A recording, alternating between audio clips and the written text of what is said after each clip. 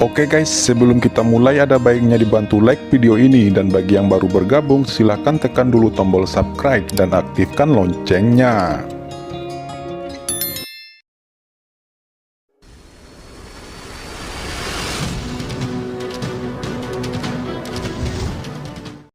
Tuan Keong racun, ayo pergi. Ketika suara Qin Chen turun, dia langsung membuang bendera formasi, berdengung. Formasi teleportasi spasial sederhana terbentuk. Qin Chen tidak menunggu Sidorou bereaksi. Dia telah melangkah ke dalamnya dengan Chaos Poison Sovereign selangkah demi selangkah, dan cahaya kosong berkedip, dan Qin Chen langsung berteleportasi ke arah kehampaan yang jauh, sebenarnya mencoba melarikan diri ke sini. Sidorou sendiri tertegun. Qin Chen ini benar-benar mengabaikan orang-orang di Guanghan Mansion, meninggalkan semua orang di sini dan melarikan diri sendirian. Di Guanghan Mansion, banyak orang di pavilion Chendi juga terpana. Tapi Ji Wuxu, dan Yu Qiansu, Ji Ruyu, dan Murong Bingyun semuanya memutih. Sidorou sangat marah. Dia sebelumnya telah menyerang Guanghan Mansion, hanya untuk menggunakan Guanghan Mansion untuk mengancam Qin Chen. Siapa yang tahu bahwa Qin Chen tidak peduli dengan Guanghan Mansion dan melarikan diri sendiri. Dia benar-benar terdiam dan tidak habis pikir. Saat Qin Chen dan Chaos Poison Venerable pergi, Sidorou memang bisa mengalahkan Guanghan Mansion dalam waktu yang sangat singkat, memenggal kepala semua orang di Guanghan Mansion, atau menangkap mereka. Tapi untuk apa dia ingin menangkap orang-orang ini? Alasan mengapa dia bertindak di Guanghan Mansion adalah untuk memaksa Qin Chen keluar. Sekarang Qin Chen telah melarikan diri, bahkan jika dia membunuh semua orang di Guanghan Mansion, apa gunanya? Saat ini, Sidorou tidak bisa lagi menembak Guanghan Mansion, sosoknya berkedip, dan langsung melarikan diri ke dalam kehampaan, bergegas menuju tempat Qin Chen menghilang, dan mengejarnya dengan panik. Nak, apakah menurutmu kamu bisa lepas dari telapak kursi ini? Mata Sidorou gila tidak seperti sebelumnya. Sidorou pergi, kehampaan tak berujung berangsur-angsur pulih, dan Guanghan Mansion langsung pulih dengan tenang. Qin Chen, apakah dia ingin membawa Sidorou pergi? Hati Yu Qiansu dan yang lainnya terangkat seketika, dengan ekspresi khawatir. Oke, jangan bicarakan itu. Ini bukan waktunya untuk membicarakan hal ini. Hal yang paling mendesak adalah menemukan cara agar pengorbanan Qin Chen tidak sia-sia. Ji Wuxu berkata dengan sungguh-sungguh, wajahnya pucat. Saat ini, sudah terlambat untuk mengatakan apapun, dan Qin Chen berniat baik untuk menarik Sidorou pergi. Mereka tidak bisa membiarkan upaya Qin Chen sia-sia. Di ruang kosong, di bawah kepemimpinan Tuan Racun Kekacauan, keduanya mendesak aturan ruang untuk melarikan diri dengan gila-gilaan. Di belakang keduanya, aura menakutkan mengunci mereka dengan kuat dan mengikuti mereka di belakang. Sidorou ini benar-benar menyusul. Gumam Qin Chen yang terlihat masih tenang. Qin Chen menghela nafas lega, selama Sidorou mengikuti, Guanghan Mansion akan benar-benar aman. Tuan, kemana kita akan pergi sekarang? Chaos Poison Venerable berkata dengan pucat. Melarikan diri?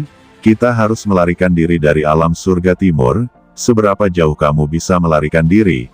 Kamu bawa aku untuk melarikan diri dulu, aku akan menyiapkan sesuatu terlebih dahulu. Suara Qin Chen jatuh, dan dengan desir, dia langsung masuk ke dalam cakram giok. Yang mulia Racun Kekacauan tidak bisa berkata apa-apa, biarkan dia membawa Qin Chen pergi sendiri. Apakah ini terlalu berlebihan untuknya? Meski tidak bisa sepenuhnya menyingkirkan kejaran Sidorou, tidak mudah bagi Sidorou untuk menangkapnya dalam waktu singkat. Anak ini benar-benar bisa lari. Gumam Sidorou merasakan napas samar di kejauhan, wajahnya menjadi geram. 1 hari kemudian, keduanya datang ke tanah tandus di alam surga timur.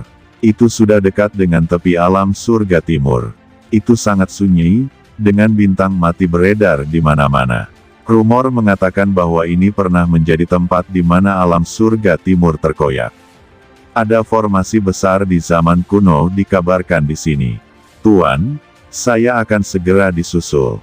kata Chaos Poison Venerable dengan cemas mengirimkan suara itu. Karena, setelah seharian mengejar, Shidoro telah benar-benar menguncinya, dan mendekat dengan cepat, dan akan segera menyusul. Di samping Chaos Poison Venerable, sesosok muncul, itu adalah Qin Chen, matanya dingin, dan seluruh tubuhnya mengeluarkan napas dingin. Chaos Poison Venerable merasa bahwa tampaknya ada perubahan tertentu pada Qin Chen di depannya, tetapi dia tidak dapat melihat perubahan spesifik untuk sementara waktu.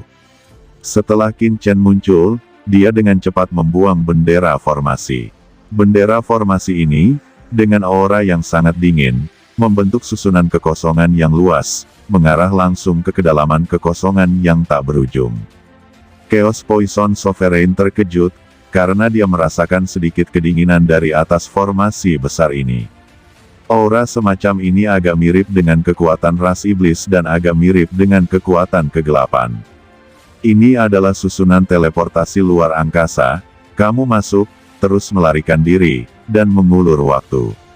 Setelah kata-kata itu jatuh, Qin Chen menghilang lagi dan memasuki cakram giok keberuntungan di alam semesta. Chaos Poison Venerable tidak bisa berkata apa-apa. Dia telah berlari selama sehari semalam, dan dia harus berlari lagi, namun, saat ini, dia tidak mungkin dikalahkan jika dia tidak lari. Satu langkah keluar, setelah Poison Chaos Venerable melarikan diri ke susunan teleportasi kosong, tubuhnya menghilang seketika. Setelah beberapa saat, sosok dengan cepat muncul di sini. Bagaimana nafas kedua orang ini tiba-tiba menghilang. Mata Shidoro dingin, dan dia mengamati sekeliling, dan tiba-tiba melihat formasi teleportasi di dekatnya, dan wajahnya segera menunjukkan makna yang bermartabat. Nafas ras iblis. Tidak, ini mirip dengan ras iblis dan kekuatan kegelapan. Tapi itu tidak sepenuhnya benar. Apakah anak ini berkolusi dengan ras iblis? Atau dia, seperti Palace Master Yaomi, yang memiliki kekuatan kegelapan untuk perbaikan rantai? Kata Shidoro merasa seperti telah menangkap rahasia besar. Dalam cakram giok keberuntungan, setelah Qin Chen masuk kembali, dia dengan cepat mengeluarkan istana Zixiao Dousili dan tungku pil 10.000 Dao Qingjin, dan memulai alkimia. Karena Qin Chen tahu bahwa dia tidak bisa lepas dari pelacakan Shidoro sama sekali, dan dia harus menjadi lebih kuat jika ingin bertahan hidup. Basis kultivasi Qin Chen saat ini, meskipun dia tahu betul bahwa tidak mungkin baginya untuk menerobos ke Yang Mulia sekarang, tetapi bahkan jika itu hanya sedikit peningkatan, itu akan menjadi bermanfaat. Dalam warisan Yang Mulia Skyfire, Qin Chen tahu banyak pil tingkat atas. Qin Chen tidak pernah berpikir untuk menggunakan pil untuk menerobos, tetapi saat ini, dia tidak bisa lagi mengatur sebanyak itu. Setelah mendapatkan harta dari keluarga Kingsu dan keluarga Zuge, Qin Chen memiliki banyak material terbaik di tubuhnya, dan dia juga memiliki pohon Dewa Surga. Apa yang tidak dapat dipikirkan Qin Chen adalah bahwa di bawah berlalunya waktu, pohon ilahi Dao Surgawi di cakram giok keberuntungan di alam semesta, berbagai buah sumber Dao Surgawi di atasnya memancarkan aura Dao-Dao, dan di sana ada perasaan matang. Jelas, ada jenis aura tertentu dalam cakram keberuntungan giok ini, yang dapat meningkatkan pertumbuhan pohon surgawi. Qin Chen dengan cepat mengambil buah asal Dao Surgawi berikutnya, dan api void dilepaskan olehnya, dan dia dengan cepat menjilat kedua buah itu. Lalu dimurnikan oleh tungku pil yang mulia. Berbagai bahan dengan cepat dituangkan ke dalam dua tungku alkimia besar, dan Qin Chen memasukkan banyak bahan tingkat atas ke dalamnya tanpa ragu-ragu, dan melanjutkan dengan pemurnian yang gila-gilaan. Di bawah percepatan kekuatan waktu, satu demi satu pil terus disempurnakan oleh Qin Chen. Karena kegilaan Qin Chen, kekuatan waktu telah dipercepat hingga ekstrim.